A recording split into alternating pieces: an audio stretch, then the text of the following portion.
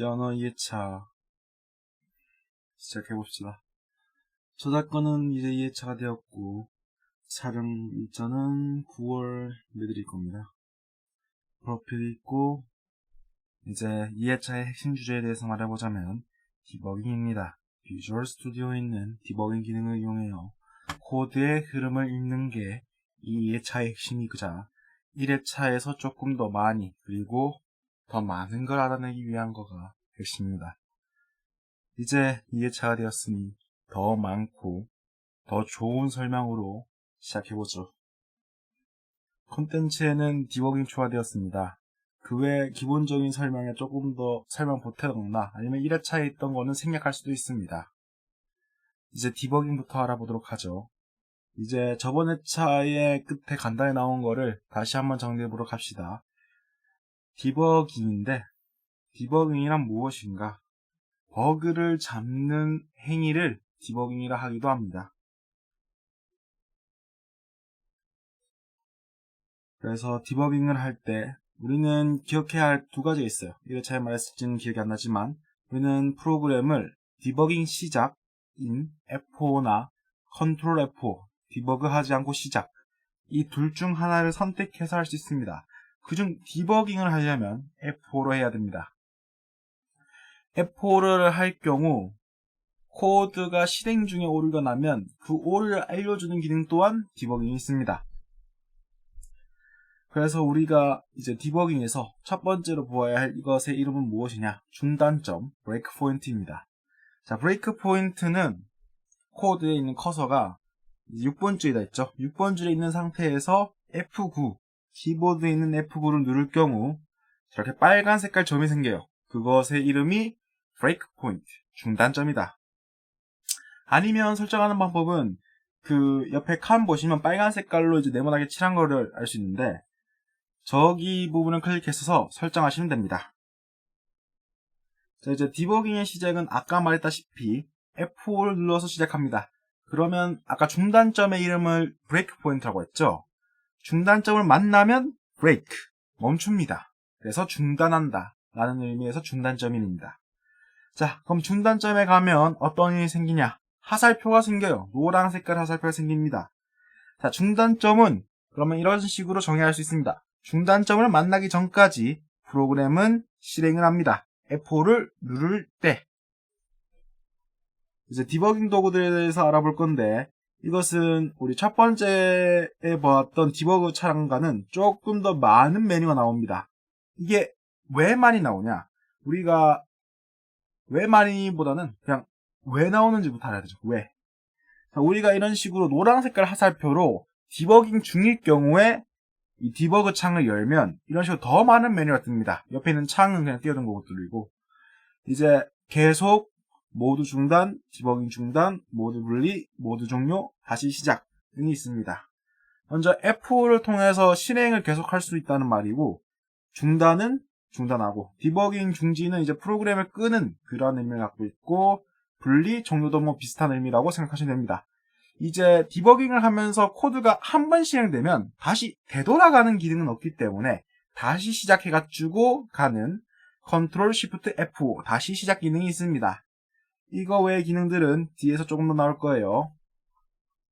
자, 이제 자동에 대해서 다시 한번 설명드리면 이제 변수의 이름 확인과 수정이 값의 수정이 가능합니다. 그래서 우리가 위에 있는 소스 코드의 예제를 보면 중단점이 8번, 그러니까 8번 줄에 설정해 두는 걸 알 수 있고 그럼 실행을 했을 때 int a는 20, 플롯 b는 2.2로 대입이 되겠죠. 자, 대입이 되면 변수라고 하는 공간에 잠깐 앞에 있는 자료형으로 int a라는 공간에 저렇게 14가 저 0x가 붙어있는 거는 16진수란 말이라고 전해 들었죠. 그러니까 20이 저장돼 있다. 10진수 기준으로. 그리고 플롯 b 같은 경우에는 그냥 플롯 형식을 16진수 표시할 수 없습니다. i754 방식일 거예요. 그렇기 때문에 그냥 플롯 형식으로 값을 보여줍니다. 그래서 a와 b 이렇게 변수의 이름이 먼저 적혀져 있고 그 다음에 값이 나오고 그 다음에 형식이 나오는 이러한 구조를 갖고 있습니다. 자, 다시 한번 보기 위해서 도구를 한번 켜보죠.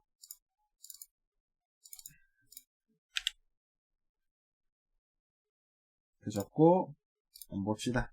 자, 우리 아까 이름 있다고 했죠? 이름에 A하고 B가 있어요. 그 다음에 값이 있습니다. 값.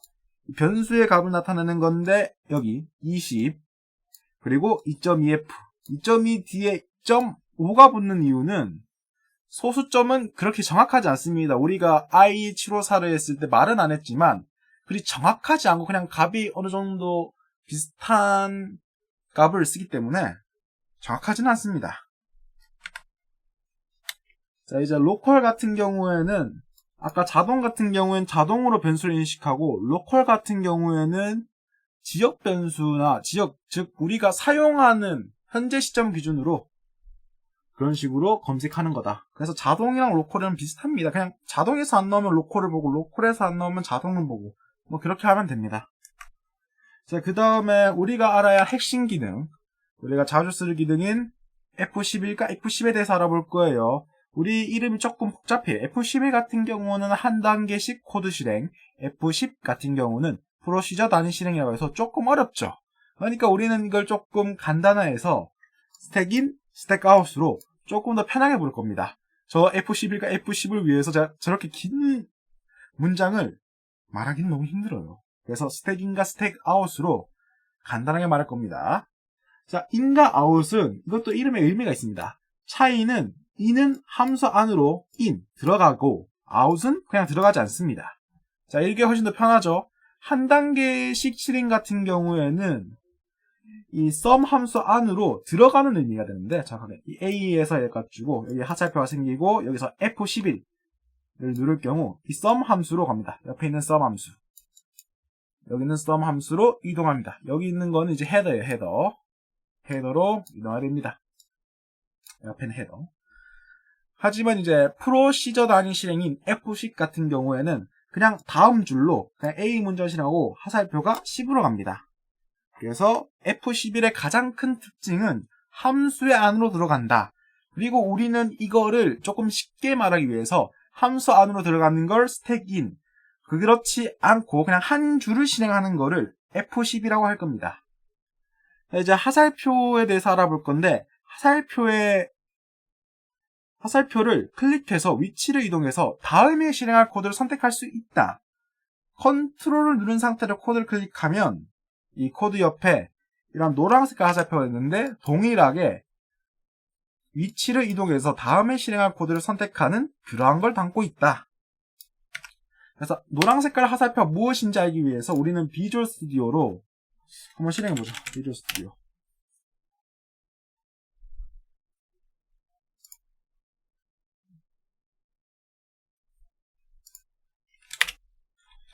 자, 샵 include standard.io.h print name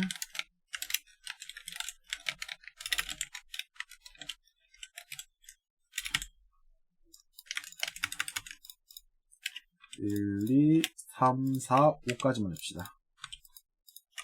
자, 그 다음에 브레이크 포인트를 여기 걸고 이제 실행을 해봅시다. 참고로 아까 F10을 누르면 안에 들어간다고 했죠? 아, F11이었나? 아, printf가 안 들어가지네. 이게 가끔 이 스택인인 F11을 누를 거 printf 함수 안으로 들어가는데 안 들어가네요. 뭐 이거는 조금 다른 일을 하기 위해서 함수 하나 만들고 설명하기 위해서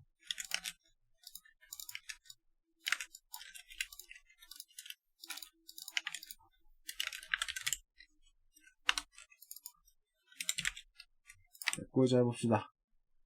자, F11을 누를 경우 이런 식으로 안으로 들어가게 됩니다. F11을 누를 경우 안으로 들어가서 프린트를 출력하게 됩니다. 그럼 만약에 여기서 F10을 누르면 그냥 한 줄이 실행됩니다.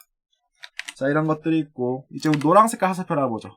자, 킨 상태에서 노란색깔 하살표를 누르시면 이런 식으로 소스 코드의 위치와 이런 것들이 뜨는데 이거를 한 칸 내리고 자, 이제 확대해보죠. 자, 확대해봅시다. 이렇게 확대가 안되네.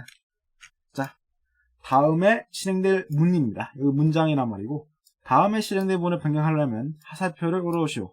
이렇게 하면 의도적이지 않은 결과가 발생할 수 있습니다. 코드의 흐름을 이제 디버깅을 통해서 실험적으로 할 수도 있어요. 우리가 1을 계속 출력하고 싶다. F10 하살표 끌고 오고 F10 F10 이런 식으로 할 경우 111이 계속 출력되는 걸 알 수 있습니다. 자, 그렇다면 우리가 컨트롤 눌러서도 할 수 있죠. 똑같이 컨트롤 누르고 화살표, 컨트롤 누르고 화살표, 이렇게 해서 출력을 할 수도 있습니다. 자, 이제 들어가서 화살표의 클릭 가주를 했어요. 화살표란 무엇인가? 다음에 실행될 문장을 가리키는 게 바로 노란 화살표입니다. 자, 이제 커서까지 실행을 알아볼 건데, 자, 코드에 이렇게 커서를 내면 아까 컨트롤 누르기 전에는 이런 식으로 초록색 화살표가 떴었죠? 보셨을지 모르겠지만, 그러면 그 코드의 전까지 실행해 줍니다. 자, 이것도 한번 보는 게 나을 거예요. 설명해 보니까. 자, 어이쿠야. 이거 위에 해놔야겠네. 자, 위에 해두고, 초록색깔 화살표까지, 초록색깔 화살표, 오케이. 자, 프린트 1, 2, 3, 4. 자, 그 전까지. 즉, 프린트 4 전까지 실행해주는 게 커서까지 실행입니다. 자, 이제 조사식으로 들어가면 배열이나 구조체 중 포인터 변수가 그냥 변수가 잘 안 보일 경우 조사식 추가로 볼 수 있다 라고 기억하시면 되고, 변수 이름을 추가해서 알 수 있다. 그래서 이제 조사식의 활용 같은 경우 조사식에서 우클릭으로 값이 변경되면 중단을 클릭해서 값이 변경될 때 뭘 쓸 수 있다. 이게 무슨 소리냐? 만약에 우리가 인트를 이렇게 설명하고 만약에 중간에 A를 이렇게 10으로 하면 F. 자, 여기서 값이 변경될 때 중단을 누르시면 F를 누르고, 자, 조금 당겨서 원본식 이거 주소예요. A가 변경될 때 이 중단점이 작동합니다. 자, 그래서 우리는 이제 중단점까지 배워봤어요. 활용, 값의 변경의 중단. 그래서 16진수 표시를 끄고 켤 수도 있습니다. 지울 수도 있고 추가할 수도 있고 값을 바꿀 수도 있고. 그래서 우린 중단점에 조건을 넣을 수도 있어요. 그래서 조건식을 넣어가지고 참인 경우 해가지고 작업 조금 특이해서 이것도 한번 해보죠. 자, 만약 이 중단점에 한번 조건을 걸어봅시다. 그런 상태로 설정, 조건, 작업, 조건식, 참인 경우, 조건식 A가 10인 경우, 그러면 작업으로 printf %d A 작업을 해봅시다. 자, 이렇게 했어요. 조건이 되지 않네요. 이게 중단점이 밑에 있어야 되는데 여기에서는 조건을 바꿔야 되겠네. 조건이 20일 때, 이때 아직 실행 전이니까. 자, 고치고 어디가 잘못되었을까?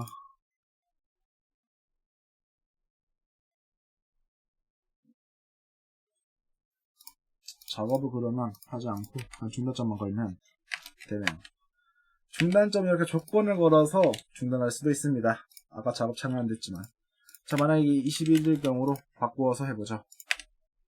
자, 그러면 그냥 넘어갑니다. 그래서 이런 식으로 조건이 참이 되거나 거짓이 될 경우 조건에 따라 할 수 있는 조건문을 조건문이 아니지. 조건 중단점을 설정할 수 있습니다. 그래서 아까 중단점의 조건 부분에 적중 해수란 게 있는데 이걸로 이렇게 해가지고 5번째 이 포문 안에 5번째 경우를 알고 싶다면 이런 식으로 중단점을 짜서 조금 더 편하게 실행할 수 있습니다. 그냥 F10을 계속 누르는 것보다 이런 식으로 조건문이 아니지.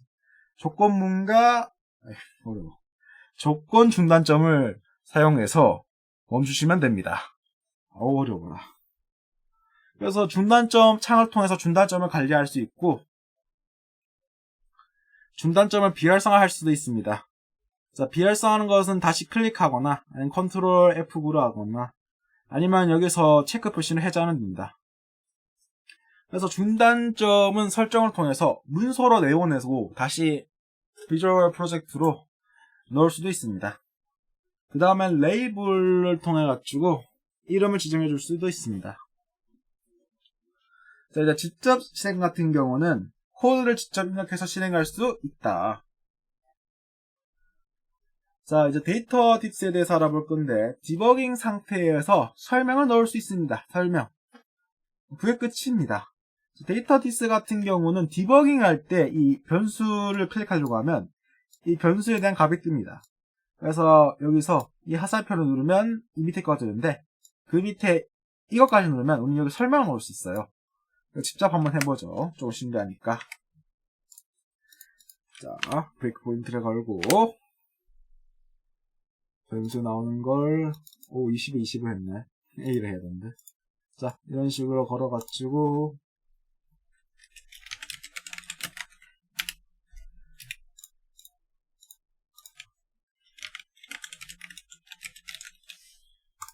이런 식으로 설명을 넣고 디버깅을 하면 그때 이런 식으로 값이 나옵니다. 그래서 디버깅이 끝나고 그 설명 볼 수 있는 게 아니라, 좀 설명이 이상하네. 디버깅이 끝나도 설명 볼 수 있긴 한데, 정확하게 이렇게 볼 수도 있긴 한데, 디버깅을 하면 이게 자동으로 떠기도 하고 대충 그런 기능이다. 그래서 이것 또한 네오네오 가져올 수 있고, 이제 실행 중의 프로그램을 디버깅 할 수 있는데, 여기서 우리는 다른 사람의 컴퓨터인 원격 디버깅을 할 수도 있습니다. 다른 사람의 컴퓨터를 원격으로 할 수 있는 거를 비주얼 스튜디오는 지원합니다. 아니면 내 컴퓨터에 있는 이렇게 프로세스를 선택해서 연결할 수도 있습니다. 연결 같은 경우에는 비주얼 스튜디오는 권한을 갖고 있기 때문에 오류가 안 되는 경우가 있어가지고, 뭐 그러한 오류가 날 수도 있고, 아니면 비주얼 스튜디오에서 실행될 경우에 잘 되지만 이제 사용자의 컴퓨터나 정확하게 그냥 일반 실행이 아니면 다른 개발을 할 때 오류 날 경우, 뭐 이런 식으로 원격으로 다른 사람의 컴퓨터에 접속해서 이제 디버깅을 할 수도 있고, 아니면 내 컴퓨터에서 디버깅을 할 수도 있고, 오류가 나는 경우는 많으니까요. 자, 그래서 어태치란 기능이 있다. 실행 중인 프로그램의 디버깅이 어태치라고 생각하면 됩니다. 자, 그 다음에 메모리 기능인데, 이 메모리를 클릭하시면 메모리 몇 개 뜨는데, 그걸 통해서 한번 보죠. 자, 메모리는 1, 2, 3, 4, 5로 5개를 쓸 수 있지만 그냥 1만 쓰죠. 자, 프로세스의 실제 메모리를 보여주는 기능입니다. 자, 프로그램이 실행되면 프로세스가 됩니다. 그러면 그 프로세스는 공간을 갖고 있죠. 그 공간을 보여주는 기능입니다. 자, 어떻게 사용하냐? 저 주소라는 곳에 변수 A인 A의 이름을 넣으시면 그냥 A의 값인 5를 계산해 줍니다. 그리고 만약에 %A로 A의 주소를 검색하면 A의 주소가 나옵니다. 그리고 그 밑에 메모리가 뜨죠. 여기서 우리는 알 수 있는 거가 05가 int라고 하는 값을 갖게 되면 이런 식의 4바이트 값을 갖게 된다는 걸 알 수 있습니다. 자, 이제 디버그 모드와 릴리즈 모드, 그리고 X86 모드와 X64 모드를 할 건데, 저 X86 모드는 min30이라고 하기도 합니다. 나중에 설정해서 보면 min40이라고 하기도 하는 것 같고. 뭐, 모드의 변경은 모드라고 짓죠. 디버그 모드와 릴리즈 모드, X86 모드와 X64 모드로 위에 메뉴에서 클릭으로 바꿀 수 있습니다. 디버그는 이제 디버깅을 위한 추가 기능이 있습니다. 그 기능은 조금씩 하면서 알아갈 거고, 자, 특징으로는 뭐가 있냐? 코드에 최적화를 하지 않는다. 그래서 우리가 짠 코드를 최적화 없이 그냥 다 만들어준다. 릴리즈 같은 경우 디버그를 위한 추가 기능이 없습니다. 그리고 코드에 최적화를 합니다. 자, 디버그와 릴리즈는 설정의 차이가 있어요. 이렇게 코드 최적화 같은. 이 차이로 디버그에서 잘 되는 게 릴리즈에서 안 되는 경우가 있고, 그 반대도 존재합니다. 자, X86과 X64는 이제 윈도우 기준으로 윈도우는 32비트와 64비트 OS를 설치할 수 있습니다. 그래서 64비트는 64비트, 32비트 둘 다 가능하지만 32비트 윈도우에서는 64비트 프로그램을 실행할 수 없습니다. 그래서 32비트 프로그램 만드는 86 그리고 64비트 프로그램 만드는 64가 있다. 자, 이제 어바웃 시오너로 다시 돌아오게 됐네요. 자, 이제 어바웃 시오너에 대해서 알아봅시다. 자, 시오너는 1971년 탄생했으며 제작자는 데니스 리치입니다. 이 부분은 1회차에서 했기 때문에 그냥 가볍게 넘어갈 거예요. 중요하다고 이 2회차의 주제랑은 맞지 않는 거라서 그냥 빠르게 넘어가죠. 자, 이렇게 투컷이 있고 다시 시오너에 대한 설명이 있습니다. C 시리즈가 진화였고 3월 순위는 시오너가 1위다. 자, 우리가 입력한 시오너의 문자들은 규칙을 지키고 있다면 그것을 프로그램으로 변환할 수 있습니다. 그래서 밑에 이제부터 설명들이 나와 있는데, 자, 코드는 위에서 아래로 흐른다는 말이 있다. 코드는 그렇다면 for나 while 같은 경우는 다시 위로 올라가잖아요. 그렇다면 코드는 어떤 구조입니까? 위에서 아래로 가지만 올라가는 구조일까요? 자, 프로그램이란 무엇일까? 프로그램은 코드를 실행시키는 것일까? 이런 식으로 여러 가지 생각을 해봅시다. 자, 이제 프로세스에 대해서 다시 한번 말하지만 컴퓨터에 저장되어 실행이 가능한 완성된 코드들의 집합체가 대충 프로그램이고, 프로세스는 실행하면 공간이란 곳에 할당되는 그러한 존재다. 그래서 이제 비주얼 스튜디오 2019인데 이것도 1회차의 설치를 설명했기 때문에 빠르게 넘어가도록 해보겠습니다. 자, 비주얼 스튜디오를 검색한 후 이런 식으로 다운로드 할 수 있는데, 여기 코딩, 디버그, 테스트 및 모든 플랫폼에 배포할 수 있는 완전한 기능을 가진 IDE라고 하는데, 아니면 비주얼 스튜디오 2019를 검색해서 다운로드 받을 수도 있습니다. 다운로드 받고 C++로 이제 설치를 누르신 다음에 마이크로소프트 로그인을 해가지고 로그인 한 다음에 테마를 설정해서 어둡게 하시면 됩니다. 색 테마를 이제 설정 들어가지고 만약에 어둡게로 안 한 거 다시 설정할 수 있고, 기타 다른 설정들이 있다. 자, 이제 IDE는 통합 개발 환경으로서 여러 가지 기능들을 모아놨다. 이제 시오너의 시작으로 새 프로젝트 및 기초 문법에 대해서 알아볼 겁니다. 자, 프로젝트 만드는 법은 1회차에 있습니다. 새 프로젝트 만들기를 클릭, 빈 프로젝트를 클릭, 그 다음에 만들기를 클릭하시면 됩니다. 그 다음에 솔루션 탐색기에서 소스 파일에 추가를 누르고 새 항목을 누르신 다음에 시오너의 경우 그 뒤에 이름에 있는 저 .cpp에서 TP를 빼면 됩니다. 그래서 source.c로 한 다음에 추가를 누르시면 돼요. 이제 메인 함수입니다. 메인 함수 같은 경우에는 이제 샵 include 헤더에서 우리는 정의를 불러옵니다. standard IO 기본 입출력에서 우리는 printf 함수를 가져옵니다. 그리고 int main 같은 경우에는 우리가 빈 프로젝트로 했을 때 가장 먼저 사용하는 함수의 이름, 개발자가 그것은 메인입니다.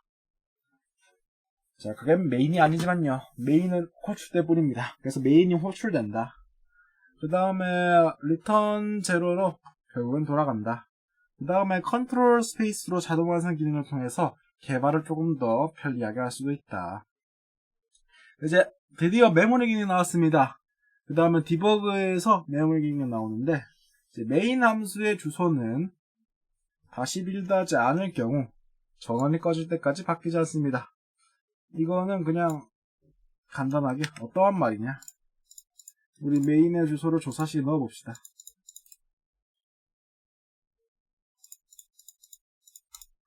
메인, 그러면 이런 식으로 메인의 주소가 나옵니다. 그 주소는 몇 번을 실행해도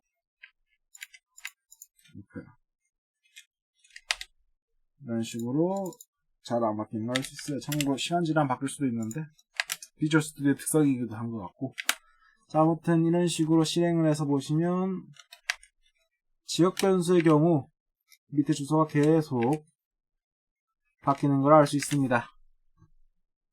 이와 같은 경우에는 나중에 재배치할 때 자각에는 다른 곳에서 재배치한 이름으로 나올 겁니다. 그래서 메인 함수의 주소는 바뀌지 않는데 지역 변수는 바뀝니다. 사실상 메인 함수의 주소 또한 바뀌어요. 아무튼 이제 메인 함수를 클릭하시면 이렇게 주소가 뜨고, 어딨지? 마우스 포인터가 이렇게 있구나. 자, 메인 함수의 주소안에는 이런 식으로 558228이라고 하는 우리가 작성한 메인 함수 안에 있는 저 printf나 return 0 같은 게 디버그 모드에서는 이런 식의 16진수가 된다. 그래서 그게 결과물이다. 우리가 입력한 코드들에 대한. 그럼 이제 printf에 대해서 보면 아까 말했다시피 아까 말하진 않았지만 558228일로 이제 메인과 비슷한 코드 구조를 갖고 있다고 합니다. 그래서 함수는 이런 식으로 비슷한 코드의 시작과 끝을 가진 경우가 있습니다. 물론 디버그 모드에서 이러한 사실이 잘 보이고 디버그 모드가 아닌 이제 릴리즈 모드에서는 잘 안 보이기도 합니다.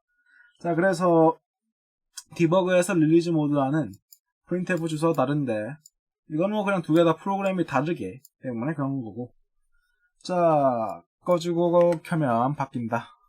이제 include의 경우는 이제 스탠다드 IO로 아이고 왜 이렇게 글자 깨졌지? 글자 깨졌네. 스탠다드 IO로 printf 함수가 정의되어 있다. 그래서 printf란 무슨 의미로 할 수 있냐? print, 인쇄하다. 그 다음에 포맷, 형식을 해주고 형식대로 인쇄하라 라고 의미를 말할 수도 있겠죠. 직접 사용해 보면서. 이제 hello world 출력하는 int main인데 아까 말했다시피 스탠다드 input output 헤더에서 printf를 가져와서 int main이라고 하는 함수 작성해가지고 그 안에서 사용하는 그러한 구조를 갖고 있다. 어렵죠? 뭐 이건 언어예요. 규칙이 존재하고 컴파일러에게 정보를 전달하기 위한 그러한 규칙들이 있죠. 그래서 언어다. 자, 뭐 옆에 덧배고 해놓은 거는 이 세미콜론에 대한 말인데 우리가 문장의 끝을 보통 점으로 하는데 C 언어에서는 이 문장의 끝을 세미콜론으로 했습니다. 그렇다면 점 같은 경우에는 우리가 나중에 리터럴에 알겠지만 1.2f나 아니면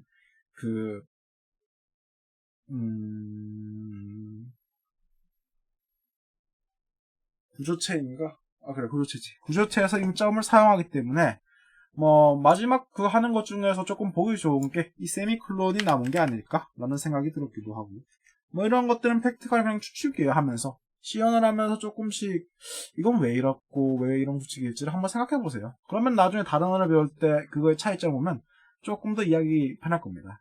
그래서 C 언어에서는 아무 의미를 가진 거가 주석인데 사실상 주석은 사람을 위한 규칙이라고 해도 되는데 왜냐하면 이 주석은 컴퓨터 같은 경우에는 코드로 만들지도 않고 그냥 설명이죠. 뭐 컴퓨터가 이걸 읽는데 시간이 더 오래 걸리는 거 빼고는 오래 걸릴지도 사실상 들은 이야기라서 저도. 그래서 코드에는 영향을 미치지 않는다. 이 영향을 미친다는 말은 코드의 생성에는 이것은 아무 의미도 없다. 그래서 이제 주석 같은 경우에는 한 줄씩 주석하는 슬래시 2개 하고 이 슬래시 별 해가지고 별 사이에 있는 걸 다 주석하는 블록 주석이 있다. 그래서 주석의 용도는 이런 식으로 나와 있고 중괄호는 이런 식으로 두 가지로 쓴다. 코드 들어쓰기가 있고 비주얼 스튜디오는 그걸 자동적으로 해준다. 이제 제어 문자는 escape 시퀀스라고 해가지고 기능과 문자 그리고 의미로서 볼 수 있다. 그 다음에 제어 문자 같은 경우는 이런 식으로 있는데 이거를 각각 조금 더 분해해놨으면 하나씩 실행하면서 하는 게 좋을 것 같은데 이거는 그냥 넘어가도 가죠. 하고 싶은 분들은 이거 나중에 코드를 직접 치면서 F10과 F11로 한 줄씩 실행시키는 것도 괜찮을 것 같네요. 아니면 어이쿠야 이거 한번 해볼까나?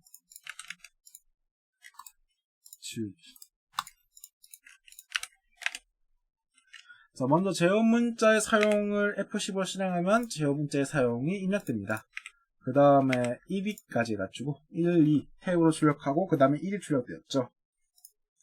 그 다음에 1 다음에 2, 4 한 다음에 백스페이스 들어가지고 1, 2, 3, 4가 되었고 그 다음에 뉴 라인 때문에 새로운 라인으로 가서 캐리지 리턴으로 1, 2, 3이 출력되고 마지막으로 영어가 출력되면서 소리가 나옵니다. 소리 설정이 또 이렇게 되어 있네. 아마 녹화 때는 잘 들어갔겠지? 혹시 모르니 그냥 한 번 더 드려야 되죠.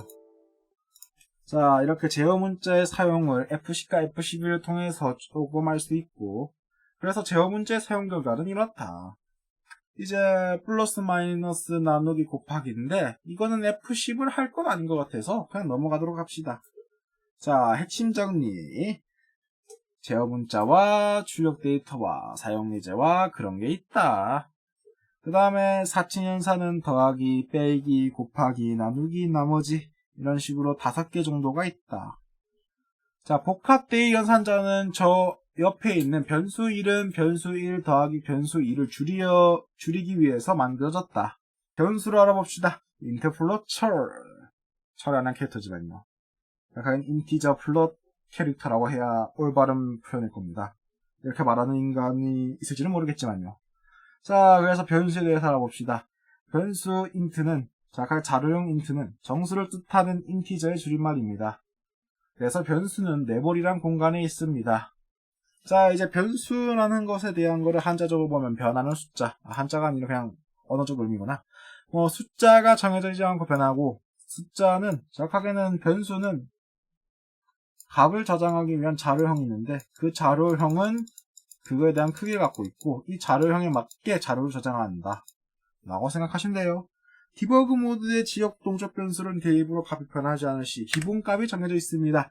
예를 들어 우리가 이거를 int에 여기나 아니면 여기나 아무 때나 중단점을 걸어가지고 보시면 마이너스 858993460이 나오는데 이걸 16진수 표기로 하면 0xcccccccc가 나온다.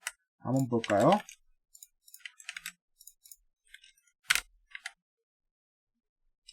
자, 보시면 로컬로 어이쿠 값이 1이 됐네. 값이 1이면 안 되는데 니가 왜 1이 됐니? 16진수 표기를 보면 0xcccccccc가 나옵니다. 아까 왜 1이 되었지? 참 이상하네. 자, 리틀 엔디안과 빅 엔디안에 대해서 알아봅시다.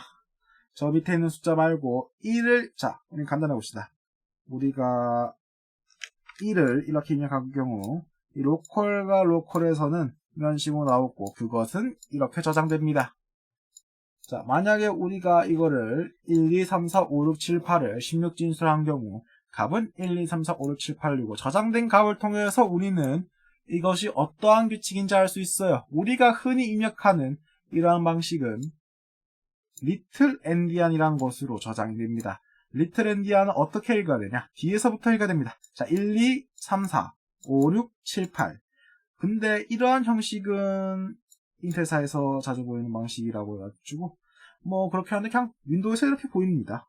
자, 빅 엔디안은 어떤 식이냐? 그냥 1, 2, 3, 4, 5, 6, 7, 8 그냥 우리가 읽는 방식대로 읽으면 된다. 리틀 엔디안은 뒤에서부터 읽으면 됩니다. 자, 그래서 변수 이름의 영역은 C 언어는 자신보다 밑에 있는 걸 인식하지 못합니다. 그래서 C 언어는 똑똑하지 않다고 하는데 그것이 하면 그냥 이건 규칙이라고 생각하면 돼요. 규칙. 자신의 밑에 있는 걸 인식하면 오류가 날 확률이 더 높기 때문에 그러한 규칙을 가졌겠죠. 대입입니다. 대입 같은 경우에는 이건 한 가지 생각해야 돼요. 이 C의 결과값이 3입니다. 그렇다면 C 언어라면 아니면 비주얼 스튜디오라면 이거를 A는 3이라고 요약하지 않을까? 의미가 바뀔 필요가 없다면, 의미가 정해져 있다면 요약하겠지? 라고 하는 의문이 있습니다. 자세한 건 3회차에 나옵니다. 이제 변수명으로 되는 이름과 안 되는 이름들이 있습니다. 그러한 규칙들이 나와 있고 한글로 작성해서 변수를 쓸 수도 있다. 자, 한글로 적어낸 코드는 도대체 어디 있을까요? 자, 배열, 나눌 배와 밀칠 배와 버릴 영 등의 여러가지 한자가 있는데 그냥 간단하게 같은 자료형을 여러 개 모아서 편하게 사용하는 기능이라고 생각하시면 됩니다. 그래서 배열의 이름은 주소다. 그리고 여기 있는 배열 같은 경우는 이렇게 하살표를 클릭해가지고 밑에 있는 변수에 접근할 수 있습니다. A가 바꾸면 안 돼요. A는 주소입니다. 변수의 이름은 주소입니다. 자, 이제 배열의 이용으로 다시 한번 보시면 우리가 배열이 어떠한 구조인지 조금 더 자세히 알 수 있어요. 자, 배열 같은 경우는 int 0, 1, 2, 3, 4로 저장될 경우 변수 같은 경우에는 주소인 C08을 담고 있는데 이거 조금 다르네, 여기랑. 이게 주소가 매번 실행할 때마다 지역 변수가 바뀌어가지고 이건 조금 양해하시고 그냥 같다라고 생각하신 다음에 보시면 5A에 저장되고 그 다음에 50, 46, 32, 30 이게 10진수로 90, 80, 70, 60, 50입니다. 그래서 이런 식으로 배열은 쭉 이어져서 저장이 된다. 이제 이 포문 같은 경우 조금씩 비교를 부르면서 해봅시다. 내가 지우게 하고. 아이고야. 자, 우리는 이걸 세 번째 경우 알고 싶다. 내가 우리는 조건을 걸 수 있습니다. 자, 조건 같은 경우 적중의 수에서 적중의 수가 만약에 2일 경우, 그럼 두 번째 적중했을 때 적중이 되겠죠. 자, 적중했을 때 이제 점수나 i를 보면 i는 1이고 우리가 출력한 거는 90입니다. 자, 두 번째 잘 멈췄죠. 이렇게 우리는 조건 준단점을 사용할 수 있습니다. 그리고 아까 말했다시피 이 점수는 이런 식으로 열어서 값을 볼 수 있어요. 심력진수 표기를 끄면 조금 더 잘 보이네요. 그래서 이런 식으로 배열의 이용이 있고 2차원 배열과 다차원 배열인데, 자, 이걸로 2차원 배열은 배열 안에 그 012라고 하는 주소가 있고 그 주소 안에 값이 있는, 좀 말이 꼬였나? 값이 있는 그러한 구조입니다. 그럼 3차원 배열은 주소 안에 주소가 있고 주소 안에 값이 있는 그러한 걸 가지게 되겠죠. 여기서 주소를 보면 다 규칙이 있습니다. 이거 같은 경우엔 C형에서 0C가 되었죠. C는 이제 10진수로 A, B, C 해가지고 12라고 하는 값을 갖추게 됩니다. int가 4바이트이기 때문에 행렬이 아까 3, 3으로 돼 있죠. 4, 8, 12. 그래서 C고, 그 다음에 거기서 한 번 더 12를 더하면 18이 됩니다. 16진수의 경우. 자, 이런 규칙을 갖고 있다. 자, 이제 문자열 배열인데 우리가 1회차 때 00을 만날 때까지 출력한다고 하는 규칙을 이제 알게 되었으니까 그 규칙으로 보면 메모리를 살펴보면 조금 더 이거에 대한, 여기는 한자에 대한 이 규칙을 알 수 있습니다. 그 뒤에 있는 거는 CCCC, CCCC 이런 식으로 출력되다가 여기 있는 00을 만나서 출력이 끝났다. 그럼 여기 있는 마이너스 52는 이제 헥스, 16진수로 CC다. 그래서 문자 배열 같은 경우 맞아요. 00을 넣는 이유는 그걸로 구분하기 때문입니다. 자, 자료형의 경우 이런 식으로 크기와 자료형 그리고 값의 표현 범위가 있는데 이제부터 우리는 자료형의 크기를 알아들어야 메모리 기능을 쓸 때 편합니다. 아니면 할 때마다 그냥 보러 오는 것도 괜찮은 것 같고, 이제 부호는 signed, unsigned인데 이거는 아직 디버깅으로 그냥 값의 형식에서 unsigned라고 뜨지 아직까지는 3회차가 되어야지만 이 차이를 조금 알 수 있습니다. 그래서 자료형의 크기는 이런 식으로 나타낼 수 있고, 만약에 이게 unsigned가 되면 마이너스 부분대가 플러스 대가 된다. 비트는 이 0 한 자리, 여기서 000에서 0 한 자리를 의미하고 0000을 이렇게 8개가 모이면 1바이트라고 합니다. 자, 음수와 양수는 이러한 규칙을 갖고 있습니다. 오버플로우라고 하는 현상이 있고 언더플로우라고 하는 현상이 있습니다. 중요하지 않기에 넘어가겠습니다. 자, 자료형은 그래가지고 크기는 1바이트, 1바이트, 2바이트 이렇게 여러 가지의 바이트를 갖고 있다. 그래서 이제 상수를 바꾸는 법에 대해서 알아볼 거예요. 상수. 이건 디버그 모드에서만 가능합니다. 디버그 모드에서. 디버그 모드에서 상수가 지역 변수로 이렇게 사용될 경우 변수이기 때문에 변수의 공간을 할당하고 있습니다. 근데 릴리즈 모드는 그냥 이거를 2.3F로 만들어버립니다. 아닌 경우가 있을 수도 있겠지만 그런 경우를 보지는 못했습니다. 자, 상수는 자료형 앞에 콘스트를 붙여서 값을 고정시킬 때 사용한다. 상수는 변수임에도 공간을 차지한다. 조건은 디버그 모드일 때. 상수가 변수인가 아니라 이게 변수 상수이므로 공간을 차지하는 건데 좀 많이 틀렸네요. 자, 상수 변수는 변수이므로 공간을 차지한다. 고정시킨 콘스트의 값을 바꾸려고 하면 오를 내보냈는데 그거를 이제 값을 갖고 있는 디버그 모드에서는, 기억하세요. 디버그 모드에서만 됩니다. 릴리즈 모드에서는 안 돼요. 릴리즈 모드에서는 안 된다. 안 돼. 그래서 디버그 모드에서 이런 식으로 포인터를 이용해서 접근해서 하면 바꿔집니다. 자, 한번 확인해 볼까요? 이제 우리도 포인터라는 거를 한번 로컬과 그런 걸로 보기 위해서 한번 보죠. 자, const int가 1이 1이 되었습니다. 이건 상수예요. 상수 표시. 자, 상수 포인터가 이제 지정되었고 이렇게 바뀌어진다. 그럼 만약에 우리가 이걸 릴리즈 모드로 하면 안 됩니다. 자, 한번 해보죠. 자, 상수 같은 경우는 아예 나오지도 않아요. 자, 마지막에 나오는 값이 3입니다. n은 왜 이러냐? 이 3이란 값이 바뀌지 않잖아요. 3이란 값이 조금 더 악대해서. 그래서 결론적으로 이 위에 걸 다 지웁니다. 자, 필요 없다. 아, 얘는 3이다. 아, 이렇게 하면 똑같이 나온다, 결과는.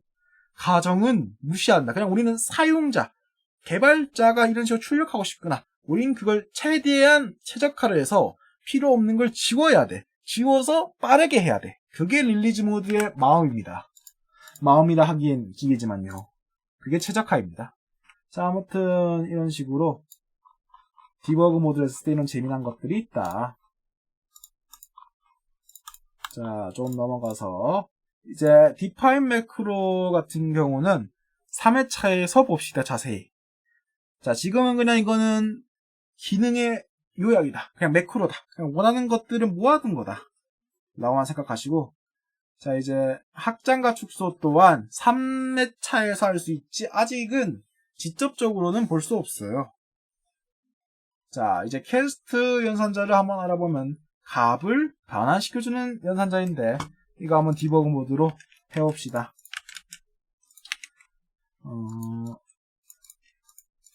오케이. 오. 아, 근데 그거 치웠구나.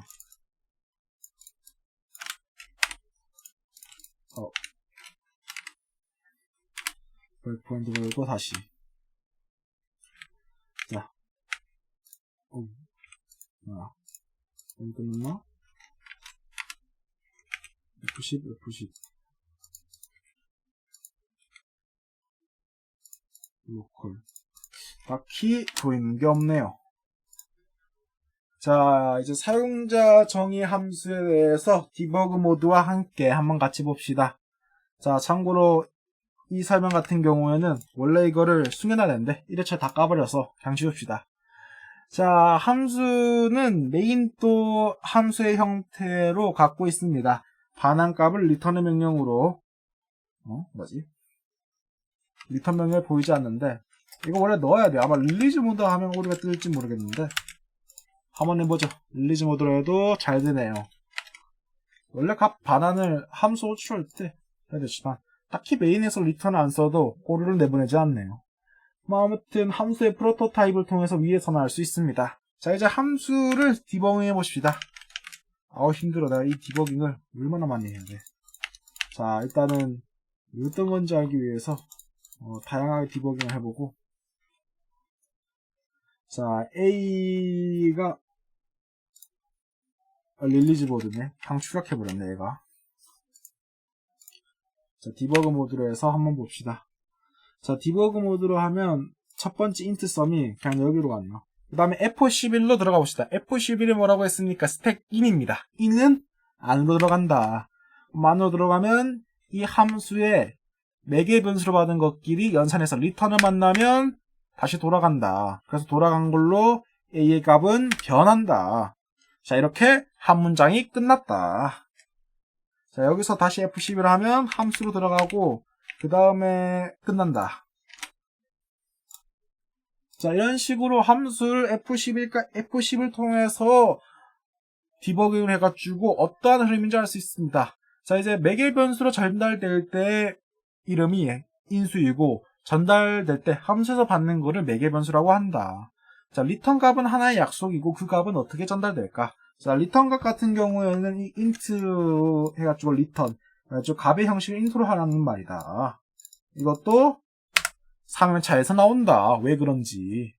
자, 이제 프로토타입이 왜 다시 나오는지 모르겠지만 넘어가도록 하죠. 자, inline 함수는 3회차에서 나옵니다. 2회차에서는 inline 함수를 써도 딱히 이 속성에서 값을 건 딱히 차이가 날려나? 차이가? 이거 나겠구나. 19불에서 일반에 들어가서 내장 함수, inline 함수를 적합한 것을 모드 확장으로 하시면 이제 모든 게 그냥 F11로 해가지고 그냥 함수 호출 안 해. 얘가 말을 안 들어. inline 함수 만들라니까. 자, 아무튼 기본 값으로 하고 오늘 좀 바꿔보자. 자, 강제로 인라인 하는 명령을 포스 인라인이라고 합니다. 이게 아니었나? 맞네. 자, 아무튼 포스 인라인을 하면 그래도 디버그 모드는 함수를 생성한다. 참 싫군요. 원래 이러면 안 되는데 디버그 모드라서 생기는가 봅니다. 자, 아무튼 3회차에서 자세히 해봅시다. 자, 재기 함수. 이제 우리는 이 재기 함수의 순서도를 그릴 건데 어떻게 그렸냐? 우리는 이 디버그 모드를 사용해서 그렸습니다. 자, 디버그 모드를 해가지고 먼저 넘버의 값이 바뀌었어요. 그런 다음에 팩토리얼을 호출합니다. 호출해서 여기서 F11로 다시 들어가면 자기 자신을 호출하고 리턴할 때 이런 식으로 값이 반복돼서 프린트를 한다. 그래서 이걸 순서도로 보면 어떻게 되냐? 이런 식의 순서도가 나온다. 자, 먼저 int num은 0인데 팩토리얼 5가 호출되었고 리턴에 있는 팩토리얼 4가 해서 팩토리얼 4를 호출해서 거기서 다시 팩토리얼 3 반복 해서 리턴 해서 120이 된다. 하지만 여기서 재밌는 사실, 이 릴리즈 모드면 결과는 달라집니다. 자, 어떤 식으로 달라지냐? 자, F12를 통해 들어가면 심지어 잠깐만요. F12를 통해 값을 들어가면 5가 아닌 4가 들어옵니다. 자, 그럼 보죠. 로컬에서 이미 값이 최적화되어가지고 넘버의 값도 알 수도 없죠. 하지만 들어갈 때 보면 넘버의 값의 4라는 걸 알 수 있어요. 즉 릴리즈 모드는 4개 변수로 4를 넣었습니다. 자, 이런 식으로 추측할 수도 있어요. 자, 4를 넣은 4개 변수를 이런 식으로 1이 됐다는 다음에 리턴을 하시면 총 4번 되어가지고 24가 되겠죠. 그럼 이 리절트 모드 했을 때 이 나중에 대입을 할 때 최종적으로 120이 됩니다. 그렇다면 이게 무엇을 의미할까요? 리절트 모드에서 나중에 곱하기 5를 한다는 의미로 해석할 수 있겠죠. 그리고 그거를 프린트한다.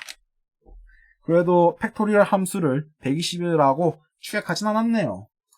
자, 이런 식으로 재기 함수는 이런 식으로 볼 수 있다. 아까 말했다시피 릴리즈와 디버그 모드는 차이도 갖고 있다. 할 내용이 너무 많아서 입이 빨라졌습니다. 자, 스코프. 변수는 스코프라는 개념을 통해서 범위라는 걸 알 수 있다. 그래서 수명도 알 수 있고 전역 변수와 지역 변수를 알 수 있다. 그래서 지역 변수라는 거의 특징을 보면, 자, 아까 전역 변수는 1회차 때 전역으로 사용한다고 했고 지역 변수는 함수 안에서만 사용한다고 했죠. 그렇다면 그 함수 안에서 사용되는 지역 변수는 스택이란 공간에 저장이 됩니다. 스택의 특성으로 함수가 끝나면 값이 죽어요. 죽는다는 말은 값을 더 이상 사용할 수 없습니다. 전역은 프로그램이 끝날 때까지 값이 죽습니다. 그래서 주소가 바뀌지 않는다. 참고로 전역 같은 경우에는 스택이랑은 다른 메모리란 공간이 있습니다. 메모리라는 거는 그냥 통합적인 공간 생각하고 그 안에 스택이 있고 전역 변수가 있는 곳이 있다. 그것의 이름은 조금 뒤에 정리로 나올 거다. 그 다음에 이제 전적 변수에 대해서 알아볼 건데, 전적 변수는 값이 함수가 끝나고 바뀌지 않습니다.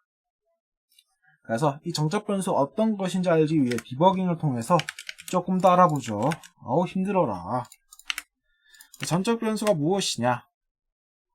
자, 전적 변수를 해가지고 F5를 누르시면 위에 있는 스태틱이 아예 실행되지 않네요. 자, F11을 누르시면 어디로 간 거야? 왜 프린트F로 가? F11을 누르다 프린트F로 갔네요. 릴리즈 모드구나. 그래서 그렇구나, 너가. 시작했구나. 자, 디버그 모드 해가지고 F11로 들어가 봅시다. 그러면 이 스태틱 밸류가 0이라는 걸 알 수 있는데 CCCC가 아니죠. 그럼 만약에 이게 9999가 아닌 0x1234라면 어떻게 될까요? 조금 더 보기 편하게. 0x12345678의 경우는 실행했을 경우 스태틱 값을 16진수로 하면 0x12345678인데 그 전에 저게 실행됐죠. 자, 그럼 다시 한번 봅시다. F11로 들어가면 이 값이 이렇게 되어 있습니다. 자, 이게 무슨 의미일까요? 자, 보시면 이 스태틱 같은 경우는 이미 프로그램이 시작될 때 아니면 그 전부터 이미 이 값이라고 정의되어 있습니다. 그리고 이 대입 같은 경우에는 아무 쓸모가 없고 그냥 우리는 이거는 프로그램을 나중에 넣을 때 이 값으로 할 거야 라고 하는 거를 전달드리고, 여기서는 아무 의미가 없고 그 밑에 있는 거는 연산해서 리턴하는 그러한 구조다. 그리고 이것도 나중에 우리 전역 변수의 특징이 변수의 값이 바뀌지 않는다고 했죠. 자, 이것도 그런지 한번 봅시다. 자, 변수 주소의 값이 과연 바뀔지 안 바뀔지. 왜 안 되지?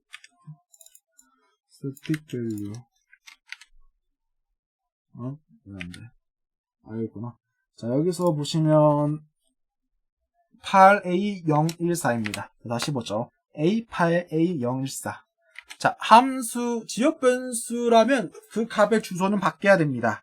근데 값의 주소가 바뀌지 않습니다. 그렇다면 이거는 함수나 전역 변수나 전적 변수는 같은 규칙을 갖고 있다라는 걸 알 수 있습니다. 자, 이제 전적 변수가 끝나고 동적 변수입니다.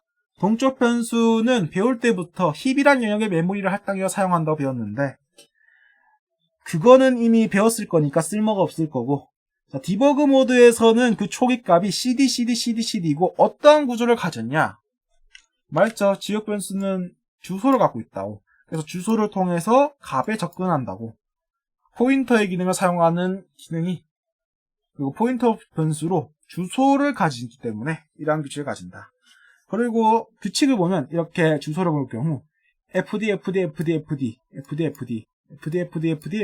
디버그 모드의 경우 앞에 fd라는 글자로 이 값의 영역을 어딘지를 알려줍니다. 자, 이러한 규칙들이 있어요. 매우 힘드네요, 말하기가. 자, typedef는 typedefine으로 형의 이름을 정의할 수 있는 C 언어의 문법 중에 하나이다. 자, 열거형 같은 경우에는 전에 말했기 때문에 넘어갑시다.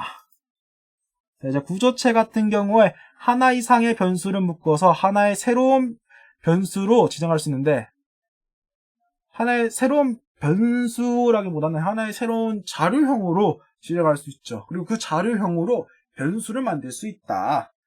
자, 간단하게 배열처럼 변수를 구조로 모아서 새로운 형을 만듭니다. 배열은 하나의 자료형을 테이프의 형태로 나열한다. 이제 이걸 조금 더 무슨 말이냐 확인해보죠. 아우 힘들어라. 언제나 웬 복사가 안 돼.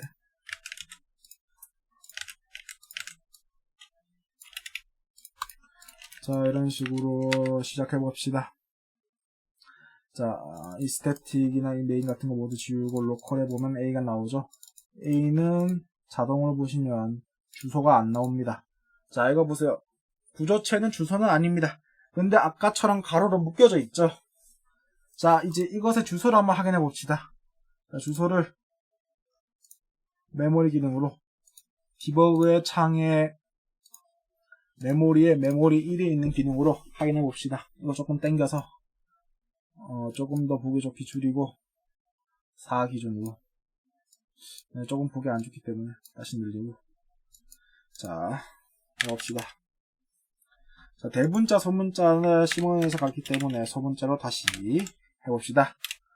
자, 이럴 경우 이런 식으로 C가 너무 여러 개 나오는데 이제 값을 바꿔봅시다. 값을 1, 2, 3, 4, 5, 6, 7, 8. 자, 알 수 있죠. 먼저 이게 X의 영역이고 애가 X고 애가 Y의 영역입니다.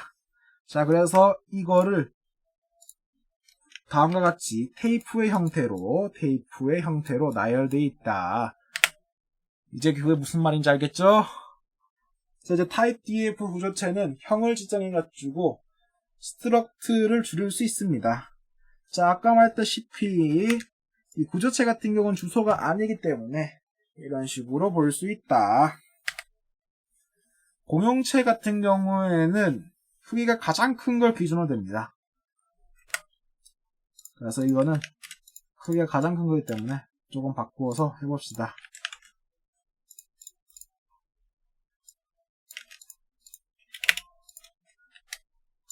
자, 구조체 가지고 int의 형을 바꾸기 위해서 하나의 형을 short로 바꾸는 거죠. short는 2바이트입니다. 그리고 하나의 거를 int로 바꿉시다. 자, 이러면 이런 식으로 하면 되겠죠. 자, 고친 다음에 이제 한번 해봅시다.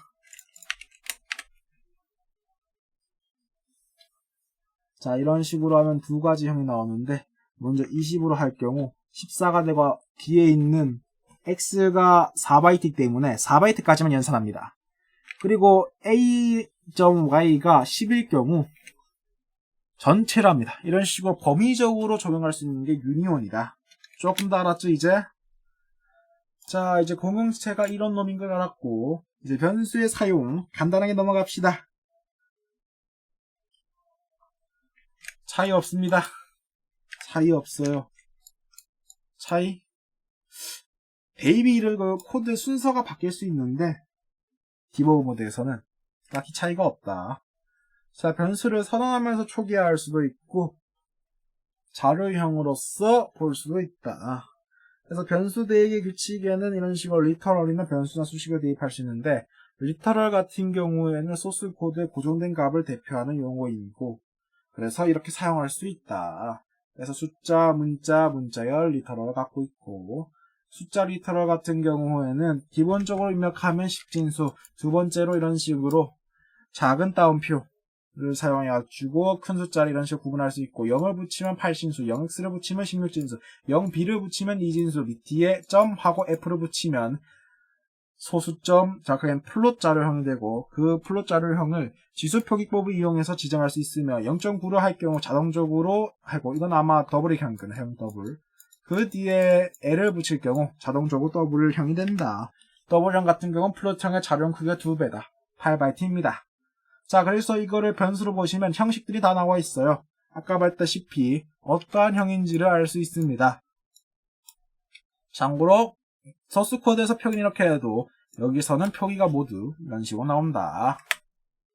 자, 이제 문자 리터럴 같은 경우에는 오토로 했는데 다 인트로 나오죠. 이거 C 언어 특징이에요. 자, 오토 같은 경우에는 C 언어에서 지역 변수를 선언할 때 오토 인트라고 해서 했는데, 그래서 자동적으로 인트를 생략하면 변수를 인트라고 잡고 생각했기 때문에 형식이 인트다. 그리고 이걸 만약에 C++로 한다면 바뀝니다. 자, 한번 보죠. C++로 했을 때 어떻게 됐는지.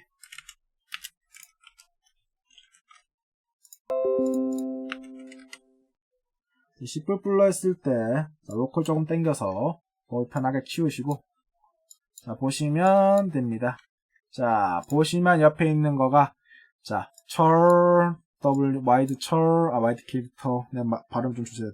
캐릭터 16, 캐릭터 32, 인티저, 콘스트 캐릭터, 포인터, 그냥 줄여서 포인터, 상수 캐릭터, 콘스트 와이드 캐릭터, 콘스트 캐릭터 16, 힘들어.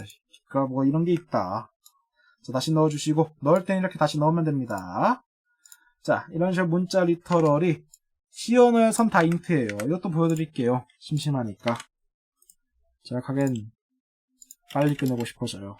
가면 갈수록. 자, 다 인트입니다. 자, 넘어갑시다. 자, 숫자 리터럴에 전미사를 붙여가지고 리터럴에 있는 자료형을 바꿀 수 있다. 리터럴의 자료형을. 자, 캐릭터 같은 경우에는 우리가 아스키라고 해가지고 문자 또한 숫자이다 라는 걸 알 수 있고, 그래서 이제 진법과 진수를 보면 ASCII, American Standard Code for Information Interchange, 미국 표준 코드 정보 교환을 위한, 그래서 줄여서 정보 교환을 위한 미국 표준 코드가 ASCII인데 그 ASCII에 영어가 적혀져 있습니다. 자, 한글 같은 경우는 유니코드로서 아까 말했던 와이드 철 같은 걸 사용합니다. 자, 그래서 이런 것들을 16진수와 10진수로 보고, 그 다음에 총적으로 보면 이 escape 시퀀스 같은 경우도 저 위에 있는 빨간 색깔 안에 들어갑니다. 자, 빨간 색깔이 어디까지냐? 대충 이 부분 안에 들어갑니다. 자, 딜렉트도 여기 있고요. 자, 이제 진법 같은 경우에는 이진수는 2개를 사용하기 때문에 이진법, 16진수는 10개를 사용하기 때문에 10진법, 16진수는 16개를 사용하기 때문에 16진법 미분. 이거를 수학적 기호로 이런 식으로 표현할 수 있다. 제곱을 통해서. 그래서 이진수는 이렇게, 8진수는 이렇게, 16진수를 이렇게, n진수는 이렇게, 그리고 16진수와 10진수는 이런 식으로 변환할 수 있고, 자, 만약에 10진수를 2진수로 변환하는 것 같은 경우 2진으로 나눠가지고 나머지를 해가지고 2로 해볼 경우 1, 0, 0, 0, 1로 이런 식으로 이진법 변환이 가능하다. 자, 이런 식으로 지법의 총 코드 표는 이런 식으로 간단하게 볼 수도 있고, 그 다음에 자리 올림 해가지고, 자, 자리 올림의 핵심은 뭐다? 다 쓴 경우 올라간다. 다 쓴 경우 올라간다. 다 쓴 경우 올라간다. 다 쓴 경우 올라간다. 물론 자리 올리는 진수가 해당하는 숫자를 다 쓴 경우 자리가 올라간다. 그래서 진법 같은 경우에 이거는 헥사 데크멀이라고 했죠. 헥사 같은 경우에는 16진수, 데크멀 같은 경우는 10진수인데 16진수 우리가 사람의 눈으로 보면 53 같은 경우 컴퓨터는 30으로 봅니다. 자, 그래가지고 우리 정의를 보시면 0, 1, 2, 3, 4, 5, 6, 7, 8, 9 이걸 그림으로 표현한 건데 자, 35 같은 경우에는 아까 숫자보다 그림이 훨씬 더 보기 편할 건데 자, 10자리가 3개 있고 1개짜리가 5개 있습니다. 자, 그럼 99는 뭐가 있냐? 10개짜리로 모인 뭉텅이가 9개 있고 1개짜리로 있는 게 9개가 있습니다. 그럼 100은 이런 식으로 큰 보따리 안에 있는 게 하나라면 564는 큰 보따리가 있는 게 5개, 작은 보따리 있는 게 6개, 그리고 개별적으로 3개가 있다. 그럼 16진수는 뭐냐? 이 봉지가 16개다. 그러면 첫 번째 있는 봉지가 16개가 3개 있구나. 그래서 16을 곱하면 됩니다. 자, 그 다음에 5 같은 경우는 그냥 5입니다. 자, 그래서 계산식 같은 경우에 16진수 3 곱하기 10 더하기 5인데 이거를 10진수로 바꿔가지고 계산을 하면 된다. 그래서 35는 53이다. 자, FF 같은 경우도 F는 15이기 때문에 15 곱하기 16 더하기 15에서 240 더하기 15가 되고 결론적으로 255가 됩니다. 자, 100 같은 경우에는 아까 거로 해가지고 FF 더하기 1이죠. 자, 256 이렇게 간단하게도 표현할 수 있고 아니면 328 이런 식으로 수식을 쓸 수 있다. 자, 비트 연산자는 불리언 오퍼레이션이나 아니면 로지컬이라고 해가지고 불연산 또는 로지컬, 논리 연산전이라고 하는데 아이고 힘들어라 이런 식으로 나온다. 자, 결론적으로 이건 비트 단위로 연산을 한다. 그래서 비트 단위로 연산하는데 이 진리표를 보면 자, AND 같은 경우는 그리고 때문에 A 그리고 1만 있을 때에 1이 되고 OR 같은 경우는 1이 있으면 1이 되고 XOR 같은 경우는 같지 않을 경우, 값이 같지 않을 경우 1이 된다.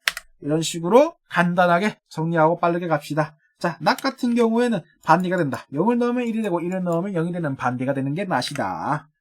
자, 시프트 연산은 볼 필요 없어요. 대입 연산자를 이제 조금 더 다시 보면 자, 대입 연산자에 이 비트를 넣어서 비트 복합 대입 연산자를 할 수 있다. 그래서 진법 같은 경우에는 10진수가 있는데 그냥 값이 다 같아 이렇게 표현해도 우리 코드에서 프린트F 같은 경우 반대로 이 형식을 다르게 해가지고 다르게 출력할 수도 있습니다.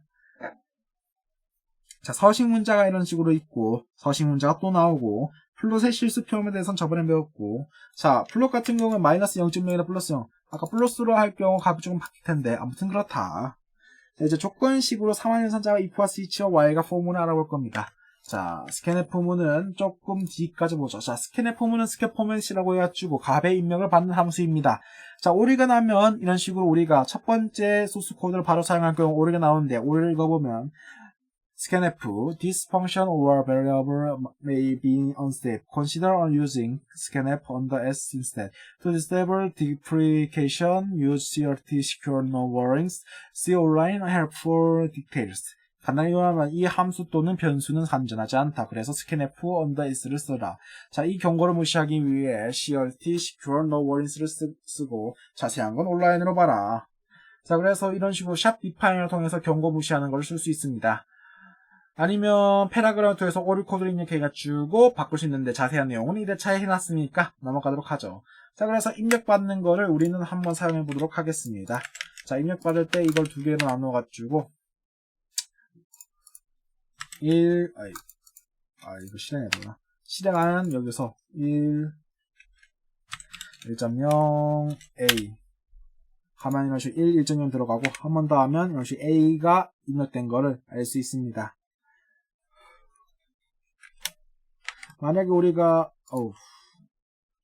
이건 없구나. 자, 우리가 만약에 1 이런 식으로 할 경우 C에 들어가는 값이 0, 공백이 들어갑니다. 공백이 들어갔어요. 그래서 아까 C를 출력했을 때 공백이 나오는 이유는 띄어쓰기를 할 경우 거기 있는 위치의 값인 공백 0x 20을 출력하기 때문에 공백이 나온다. 이런 식으로 우리는 왜 코드가 이상한지를 조금 더 디버깅을 통해서 가까이 알 수 있습니다. 자, 계속적으로 보죠. 경고 무시용해가지고 프로젝트 속성에서 SDL 검사를 끄거나 아니면 scanf under S를 사용할 수 있습니다. scanf는 D에 있는 변수의 주소를 통해서 값에 접근해가지고 변수의 값을 바꾼다. 그래서 비교 연산자 같은 경우에는 같거나 같지 않거나 크거나 작거나 크거나 작거나 작거나 크거나 이런 식으로 구분할 수 있고 디귿연산자가 만약에 참이 될 경우 1을 하고 아닌 경우 자, 강행 거짓이 될 경우 0을 출력합니다. 이거 같은 경우는 std 불을 통해서 조금 더 할 수 있고 넘어가서 3만연산자 같은 경우 참이 되면 이 true를 출력하는 구조가 된다. 자세한 건 3회차 해봅시다. 이것도 볼 수 있는 게 아니니까 디버깅으로. 자, 디버깅으로 이제 이 부분 같은 경우 구조를 조금 더 자세히 볼 수 있는데 우리가 이 부분을 할 때 이 경우의 수를 다 생각할 필요 없이 그냥 무지성으로 이게 입력되네? 해가지고 1이 되는구나 이러면 이런 식으로 할 수도 있어요. 자, 이런 식으로 이 부분에 디버깅 기능을 사용할 수도 있습니다. 그래서 이 부분 같은 경우 이런 식으로 정의할 수도 있고 이런 식으로 볼 수 있고 이런 식으로도 볼 수 있고 이런 식으로도 볼 수 있고 그 다음에 논리연산자는 조건을 2개 쓸 수 있는데 한번 보죠. 자, 논리연산자는 조건을 2개를 쓸 수 있습니다.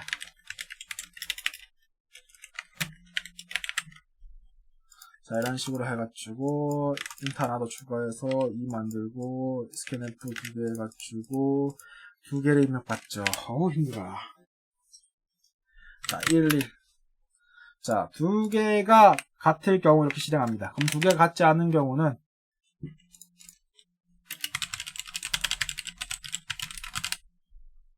이게 되네. 이럴 경우는 그냥 안 된다. 그래서 이거 같은 경우에는 그냥 AND와 OR 같은 경우로 이런 식으로 두 식이 같을 거나 아니면 두 식 중 하나가 될 경우 이런 식으로 쓴다. 그리고 논리연산에서 낫을 쓸 수도 있는데 이거는 나중에 아니 지금 해야지 뭐. 지금 안 하면 언제 하겠어. 어떻게 쓸까나. 함수 하나를 만들어보자. 함수 하나. 함수 하나 이름은 int고 이름의 이름은 불입니다.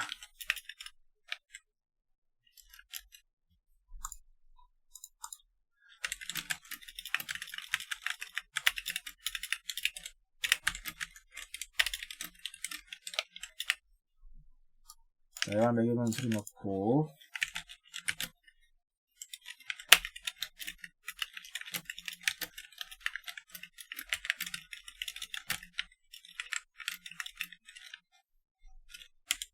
자 이렇게 해보죠. 자 그 다음에 이거를 프로토타입으로 만들고 함수를 불러와 봅시다.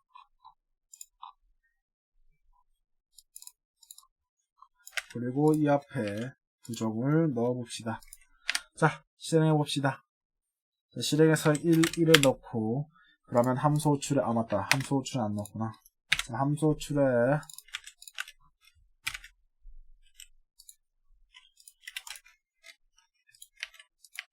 다시 자 실행해서 1을 넣고 함수를 F11로 추적하면 이런 식으로 들어가지게 되는데 들어가서 리턴 할 때 보면 불의 반응값이 1이지만 그냥 넘어갑니다. 자 이런 식으로 부정을 할 수 있다. 조건식에 넣어서 그게 논리연산자 낫이다. 자 이제 스위치문 같은 경우에는 이것도 무지성으로 그냥 하면 됩니다. 자 이런 식으로 어떻게 디버깅을 쓸 수 있는지에 대해서 계속 말하고 있는데 자 계속 이렇게 브레이크문을 넣어가지고 실행하면 됩니다. 자 1일 경우 1에 멈추네. 아니면 스위치문에서 멈춰가지고 1일 경우 해가지고 이렇게 찾을 수도 있어요. 만약에 여기서 2이다. 그럼 어떻게 되냐? 2에서 여기서 F10을 한다. 그럼 2의 경우로 갑니다. 자, 그게 케이스문이에요. 그게 스위치문이에요. 자, 그래서 스위치 케이스문이다. 그래서 스위치문의 순서대로 나온 걸 알 수 있다. 자, 스위치문에 브레이크문이 없을 경우 이런 식으로 디퍼런트를 설정할 수도 있다. 브레이크문은 스위치문을 끊는다. 브레이크, 컨티뉴, 고투. 그냥 넘어가도록 하지. 1의 차이 했으니까. 나 고투 재밌겠다. 고투 해봐야지. 자, 고투는 재밌는 놈이에요. 이걸 통해서 애가 노랑 화살표의 역할을 할 수 있습니다. 자, 고투가 될 경우 그냥 넘어갑니다. 자, 노랑 화살표가 이동했죠. 이게 고투다. 자, 증감시가 같은 경우에는 1회차에도 말했다시피 뒤에 붙어 있으면 printf를 할 때 printf 문이 끝나고 하고 앞에 붙은 경우 printf 하기 전에 연산한다. 그래서 플러스 1은 어디에 붙어 있는 자가 중요할 수도 있다. 그래서 while문에 마이너스를 넣을 경우 마지막에 1을 출력하고 연산된 후에 0이 되어가지고 들어가서 거짓이 되기 때문에 리턴을 한다. 그래서 이걸 마이너스 할 경우 0이 출력됩니다. 먼저 0이 된 다음에 printf라고 그 값이 다시 while로 돌아가서 끝내지기 때문입니다. 자, 이 조건문 같은 경우에는 0이 아니면 다 참입니다. 그래서 이 값이 0이 될 경우 이 반복문이 끝납니다. 자, 이제 while문이 끝났고, 참 while문에서 브레이크를 써서 빠져나가도 됩니다. 두 while문은 실행문이 밑이고 밑에 있는 조건문로 다시 위로 있는 문을 하는 그런 구조다. while문 같은 것도 한번 안 해보면 섭하잖아요. 해야죠. 어우 힘들어라. 자, 대충 10번만 반복합시다. 10번. 자, 1번, 2번, 3번, 4번, 5번, 6번, 7번, 8번, 9번. 하면 이런 식으로 된다. 그럼 두 while문은 어떤 구조를 가지냐? 두 while문은 생각한 대로다. 그냥 놓고 아예 꺼졌구나. 야, 무한 반복하자. 무한 반복.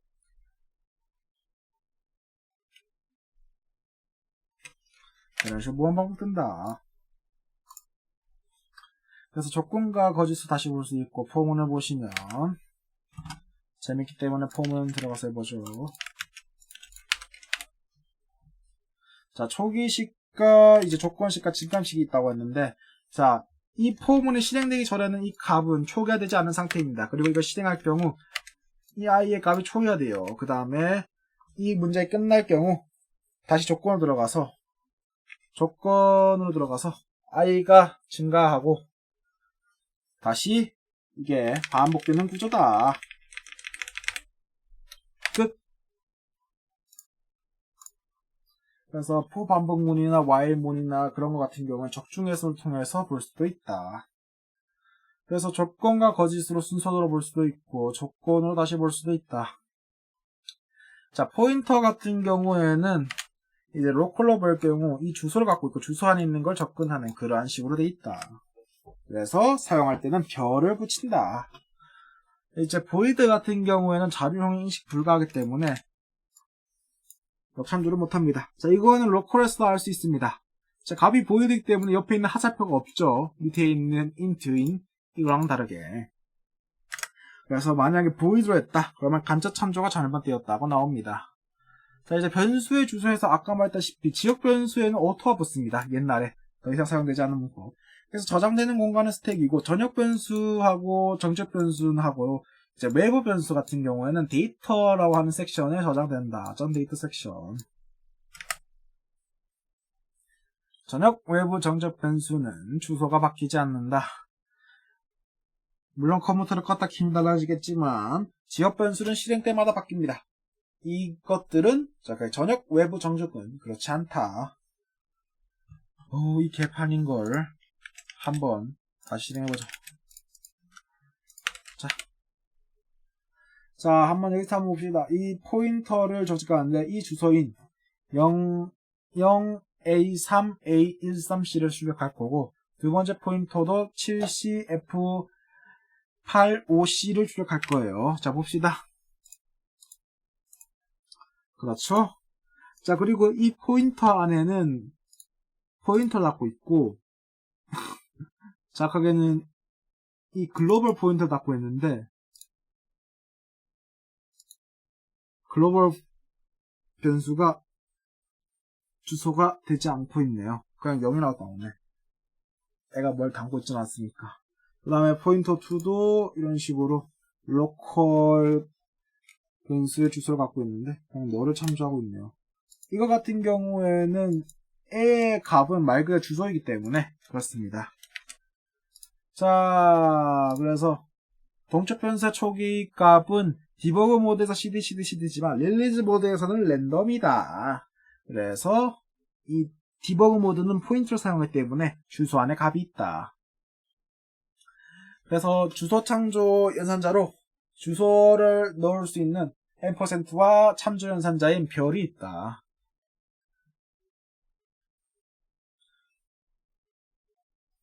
그리고 3중 주소의 어떠한 구조를 갖고 있다. 자, 마지막 걸로 하자. 마지막 거인 D를 기준으로 보면 주소 안에 주소, 주소 안에 주소, 그 주소 안에 결론적으로 값이 있다. 이러한 구조를 가지게 된다. 다중 포인터의 경우는.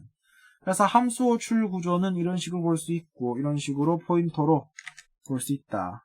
참고로 이거는 포인터는 안 보이지만 포인터입니다. 3회차 나올 거예요. 그래서 함수 호출 구조 응용으로 C++로 이런 게 나오고, 구조체 포인터로 이제 구조체 포인터는 주소를 갖고 있습니다. 구조체 포인터는 주소를 갖고 있다. 함수 포인터로 함수의 주소를 가져와서 호출할 수 있고, 그거를 타입 DF로 조금 더 편하게 형을 지정할 수 있다. 이제 함수 포인터의 활용으로 계산기를 만들 수도 있다. 한번 이것도 해볼까요?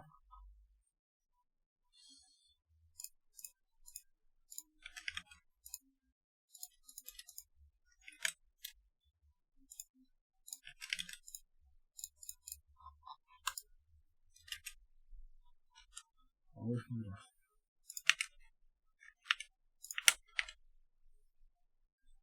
자, 1 더하기 1. 오, 아주 여러가지가 뜨네. 자, F10 add, break, calculate에서 F11 하면 add로 분산이 된다. 예외 처리를 통해서 오류가 날 것 같을 때 일어날 수 있는 경우의 수를 우리가 쓸 수 있고, 예외 처리를 C++로 이렇게 쓰고 사용할 수 있습니다.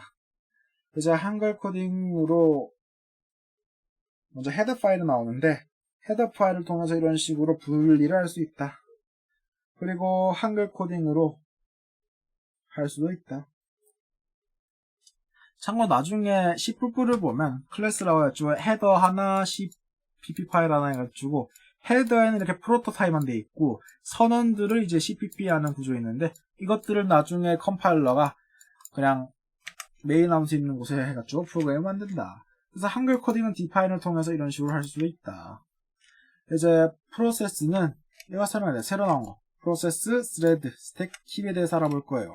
자, 오퍼레이팅 시스템이라서 OS라는 게 있습니다. 근데 일단 어렵죠. 일단 윈도우가 있어요. 윈도우라고 하는 큰 프로그램 안에 우리는 프로세스라는 놈이 있어요. 자, 그리고 그 프로세스 안에는 메인 스레드라는 놈과 서브 스레드라는 놈이 있는데, 자, 둘 다 독립적인 스택과 레지스터를 갖고 있고 같이 사용하는 건 코드 데이터 힙입니다. 그래서 프로세스의 메모리는 커널 영역과 PB 영역과 TB 영역과 DLL 영역과 프로그램 이미지 영역과 힙과 스택 영역을 갖고 있습니다. 그래서 힙은 위로 자르고 스택은 아래로 자른다는 특징을 갖고 있고, 자, 프로그램 이미지는 이런 식의 특징들을 갖고 있다. 그래서 커널은 이러한 특징. 자, 그래서 멀티 스레드 코딩이 재밌는데 이걸 통해서 우리는 조금 더 재밌는 걸 할 수 있어요. 이제부터. 자, 시작해봅시다. 1, 2, 2, 1, 2, 2, 1, 2, 2. 자, 이게 어떠한 구조냐? 자, F10을 해서 프린트입하고 슬립을 하죠. 그 다음에 2가 출력됩니다. 자, 기억하세요. 여기서 2를 하면 2가 출력돼요. 그러면 여기서 실행되는 거겠죠. 그렇다면 F4를 누르시면 다음 스레드입니다. 자, 이거를 할 수 있는 여기 있냐? 여기 있는 스레드. 스레드를 통해서 우리는 스택 프레임이나 스레드 등, 그리고 프로세스 등, 우리는 이 위에 있는 걸 조금 더 볼 수 있어요. 드디어 이 위에 있는 프로세스가 저 앞에 있는 아이디고, 이 주스레드의 아이디고, 스택 프레임 등 우리는 알아야 할 게 더 늘었습니다. 자, 그래서 이게 뭐 하는 코드냐? 아까 1, 2, 2라고 됐죠? 이제 코드를 한번 살펴봅시다. 일단 스레드를 생성합니다. 여기는 함수의 이름이 적혀져 있어요. 자, 이 함수를 보면 일단 첫 번째 메인부터 보죠. 메인 스레드. 자, 무한 반복입니다. 2초를 정지하고 1을 출력합니다. 먼저 1이 출력되겠죠. 메인이 먼저 시작한다고 합니다. 메인. 그 다음에 서브로 가겠죠. 자, 그럼 두 번째 스레드가 가가지고 while문이 합니다. 자, 2를 하고 1초를 정지합니다. 그 다음에 다시 while문이 일어나서 2를 출력하죠. 그리고 다시 메인으로 돌아가서, 메인은 이 프린트로 다시 돌아가기 때문에 1, 2, 2, 1, 2, 2, 1, 2, 2 이러한 구조가 반복되는 멀티 스레드를 할 수 있다. 그래서 우리는 흐름을 여러 개로 할 수 있습니다. 그 다음에 스택 같은 경우에 first in first out의 구조를 가진 성형 구조를 갖고 있는데, 이제 지역 변수는 스택에 저장되고, 이게 어떤 거냐, push A를 하면 A가 저장하고 push B를 하면 A, B를 하는데 pop B를 하면 B를 뺄 수 있습니다. A를 뺄 수는 없어요. 먼저 들어가면 먼저 나가는 그러한 구조다. 그래서 높은 메모리에서 낮은 메모리로 가는 그러한 흐름을 갖고 있다. 그래서 스택과 힙 같은 경우는 스레드는 스택이 개별로 있고 메인 스택은 힙과 같이 있다고 하는데, 힘들어. 스택이 위로 자라는 이유는 오버플로우로 이러한 이유들이 있고, OS는 윈도우, 안드로이드, iOS 같은 최상의 프로그램입니다.